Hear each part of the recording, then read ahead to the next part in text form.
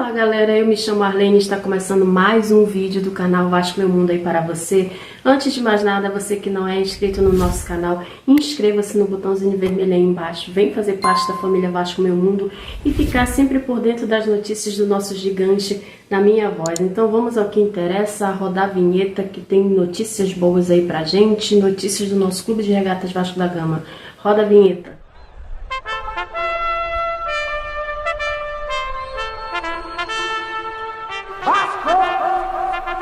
Vamos começar o vídeo falando sobre o aporte da 777, né, que tem dado o que falar aí. Enquanto aguarda ansiosamente o próximo aporte da 777, o Vasco tem a expectativa de receber o investimento dos investidores, né, até o prazo estipulado, que seria dia 5 de outubro. Vamos entender isso aí. Nesse cenário, os valores devidos serão acrescidos de juros, o que é bom para o clube, né? No caso, representa uma oportunidade significativa para o clube. Essa injeção financeira promete trazer alívio aos recursos adicionais para o Vasco, possibilitando o fortalecimento de suas operações e projetos em curso. Então é muito importante, né, esse dinheiro aí entrar para o Vasco resolver logo essas pendências em relação ao Puma, em relação ao Capasso.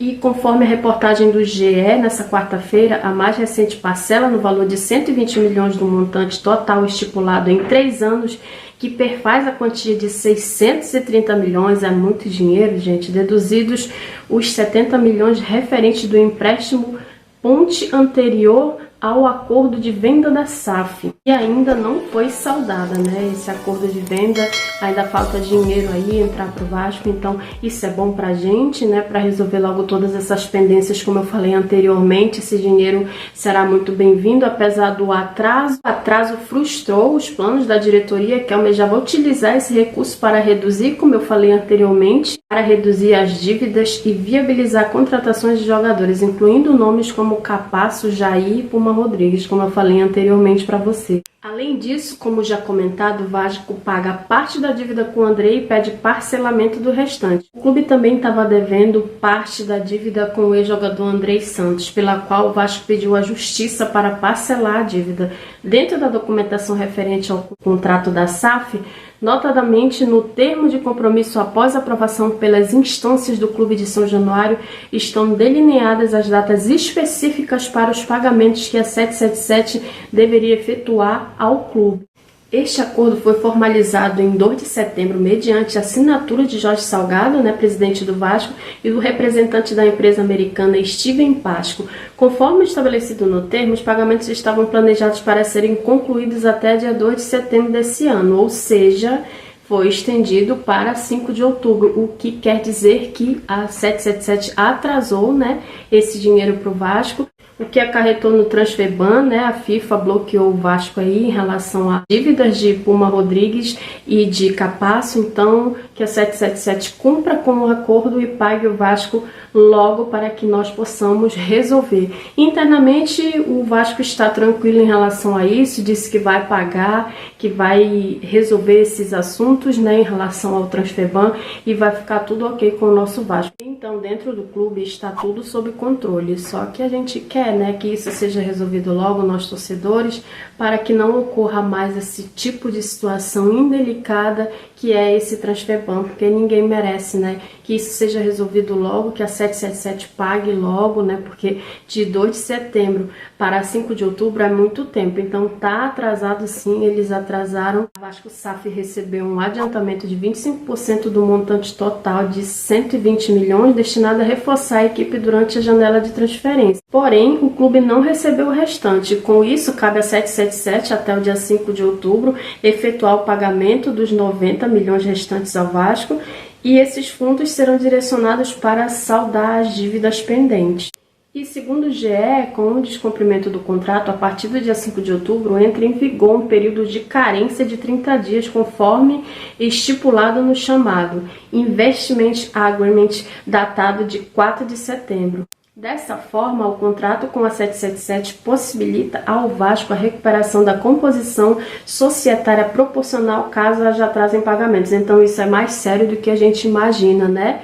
Eles não podem ficar atrasando assim, já que foi estipulado para ser pago o restante no dia 2 de setembro, eles atrasaram e prometeram até 5 de outubro resolver isso aí. acordar, 777, vamos acordar, vamos parar de atrasar esse dinheiro aí porque tá no contrato, então vocês têm que cumprir com a palavra de vocês, que é o que nós, torcedores do Vasco, esperamos, né? Agora, mudando de assunto, eu não sei se você, torcedor do Vasco, lembra do lateral Jefferson, que foi emprestado pelo Atlético Goianiense para compor o elenco do Vasco, né?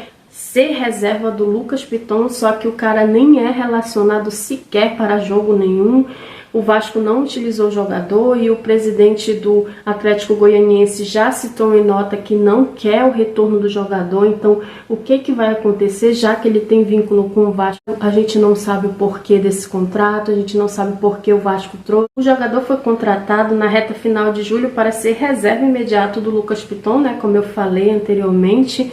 Após a saída de Paulo Vitor, o lateral esquerdo Jefferson vive um momento nebuloso no Vasco. Ele foi emprestado pelo Atlético Goianiense até abril de 2024, ainda não estreou com a camisa Cruz Maltina e sequer foi relacionado para nenhuma partida, o que é muito estranho, né, para nós torcedores. A gente fica se perguntando, alguns torcedores até falaram para que contratou, se não é utilizado, jogador de Série B, alguns torcedores falaram, mas com todo respeito ao atleta, né, eu costumo respeitar todos os atletas, mas eu também queria entender o porquê do contrato se não utilizou o jogador para nada.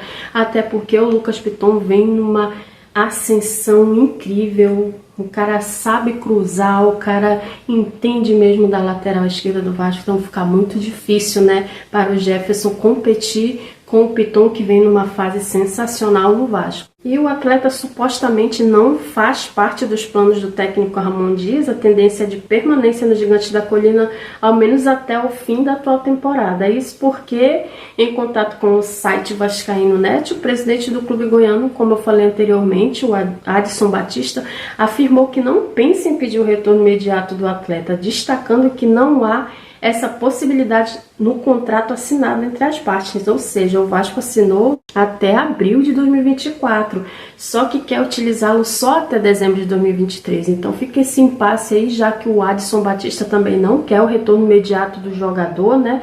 Então vamos ver no que vai dar esse desfecho do Jefferson, o que é muito triste. Tem torcedor do Vasco que nem conhece, nem sabe de quem se trata. Uma coisa bizarra, porque nem relacionado para ficar no banco ele foi em nenhum jogo. Então que essa novela Jefferson Vasco termine, né, que seja devolvido para o Atlético Goianiense. Se tiver multa, que pague, porque não estava no contrato ele ser devolvido antes, só que não faz parte dos planos do Ramon Dias, só que no contrato está até abril, né? Vamos ver no que vai dar. Agora, mudando de assunto, eu vou falar sobre a renovação do cria da base House, goleiro de 24 anos. Terá vínculo válido até dezembro de 2024. O vínculo anterior terminava em 31 de março de 2024. Ele já poderia assinar contrato com outro clube a partir do próximo mês. Então, o Vasco foi lá, tomou a frente e assinou o contrato do House por mais uns meses aí para ele mostrar serviço, né? O que é difícil porque nós temos o Léo Jardim, temos o Ivan também, que eu acho que tem vínculo só até dezembro de 2023. Então o Vasco renovou com o House por mais uns meses. O que você acha dessa renovação, torcedor, já que o House não vem sendo muito utilizado? Deixe nos comentários aí embaixo a sua opinião sobre o que você acha desse vínculo até dezembro de 2024 com o goleiro House, de 24 anos. O Vasco tem feito renovações curtas com o House, antes o contrato dele iria até o fim desse ano, mas em janeiro passado houve a renovação até março de 2024. O goleiro subiu para o time profissional em 2021, não sei se você lembra, depois de passar períodos emprestado ao Náutico e o Boa Esporte. Essa é a temporada que o atleta mais atuou, com 3 jogos, todos pelo Campeonato Carioca, que o clube costuma colocar os jogadores de reserva. Ele sofreu apenas um gol e saiu bem, né, nos testes, mesmo sendo Campeonato Carioca, mas já é um teste aí para o atleta. Ao todo, ele soma 5 partidas com a camisa do clube. House é atualmente o 3º goleiro do Vasco, atrás do titular Léo Jardim e do Ivan, como eu falei. Então fica esse impasse, porque de renovar,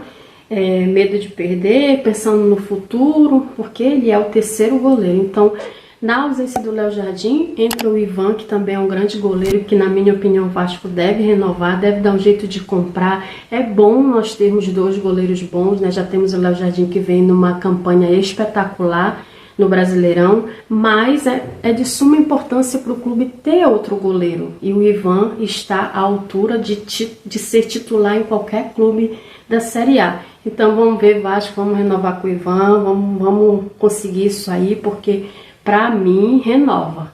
O contrato dele é até dezembro agora de 2023 e para mim, na minha opinião, o Vasco renova. No mais é isso, compartilhe esse vídeo, taca o dedinho aí na tela para compartilhar para todos os seus amigos vascaínos. Vem fazer parte da família Vasco Meu Mundo. Se você não é inscrito, inscreva-se. Fiquem com Deus, até o próximo vídeo. Tchau. Beijo, Vasco.